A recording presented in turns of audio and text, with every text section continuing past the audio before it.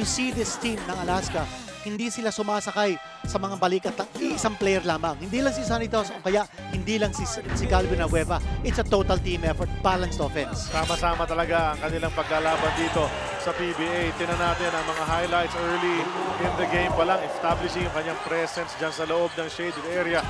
Si Junmar Fajardo.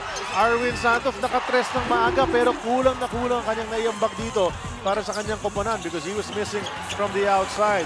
You know, we failed to mention, RJ Hasul, ang ganda rin ng pinakita rito offensively and orchestrating. Ito yung na-thrown out. Ito si Ryan Aranya for an elbow to the jaw. That was in the first quarter. He only played for 2 minutes and was sent to the showers. It was a 3-point lead for the Beermen. But since then, Alaska na nag-take over.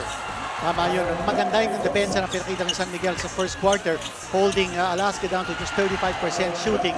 But unti-unti, nakabalik ang Alaska, getting a lot of energy and continuity sa kanilang second unit, pati yung third unit nila, no?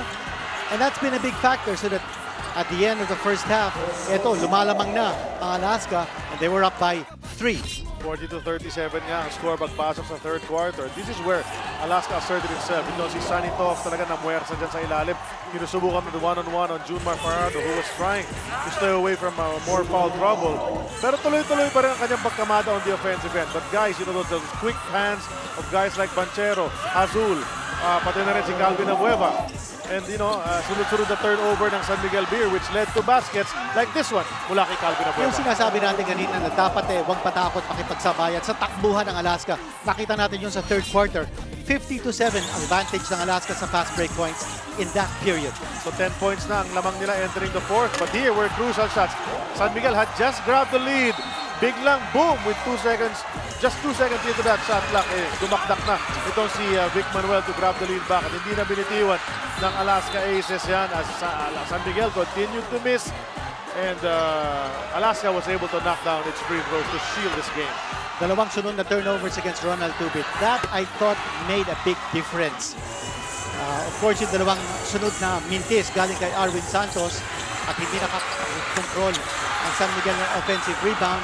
And then, icing on the cake, Calvin Abueva doing the honors.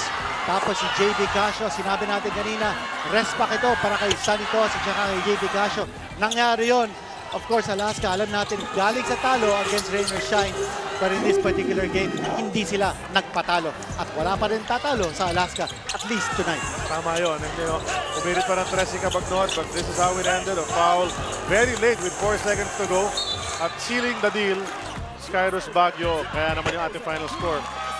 103-97, 6-point win para sa Aces. You know, we explained the possible scenario. It could get a bit confusing as the games end here sa elimination round. Pwedeng mag-triple tie sa same record at the top, which would mean Rain or Shine can be the number 1 seed. So, hintayin natin yung mga pangyayari dyan. And you know, at the end of the game, Alex Compton very happy with the performance of his guys.